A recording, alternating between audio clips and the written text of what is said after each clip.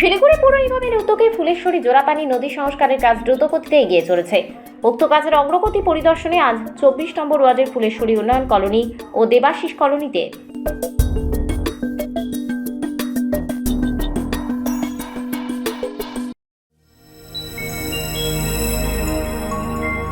আপনারা দেখছেন Times of Siliguri. Mainly 24 নম্বর ওয়ার্ড, পাশে কিছুটা পুরীর বর্ডার ছিল 30। এটা নদীটা তো অনেক সংকীর্ণ হয়ে গেছে।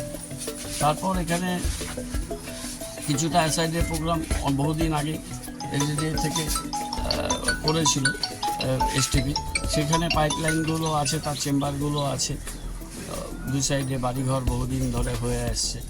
তো সেটাকে আমাদের জেসিপি দিয়ে কাজ করছে। জায়গায় জায়গায় নদী সংকীর্ণ, যখন একসাথে প্রচুর জল ডিসচার্জ হচ্ছে পাহাড়ি নদীর উপর বেশি বৃষ্টি হলে তখন জল পরিবহন ক্ষমতাটা আমরা ডিপ করলেও সেটা একবারে বেরোতে পারছে না, এবং বেরোতে না পারলে সেই জলটা দুকুলের যেখানে যেখানে স্পেস পাচ্ছে জল সেখানটায় ঢুকে যাচ্ছে এবং জনবসতিকে প্লাবিত করছে।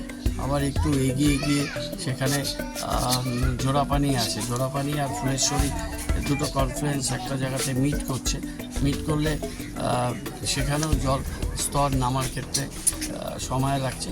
সেটা আমরা ডাইভারশন নেব, ওই জায়গাটায় স্কোপ আছে, যতটা সম্ভব ডাইভারশন নেব।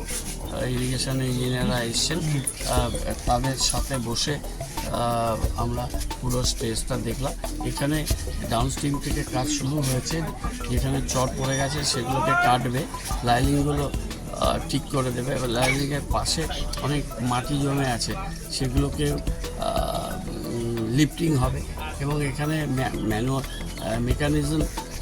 মেকানিক্যালি এই যে হিউজ গার্বেজ সিলটেশন হোয়াটএভার প্রায় 70-100 বছরের পুরনো, সেগুলোকে তুলে লিফট করা।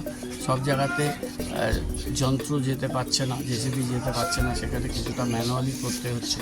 বর্ষা এসে গেছে, কাজটা একটু স্লো হচ্ছে।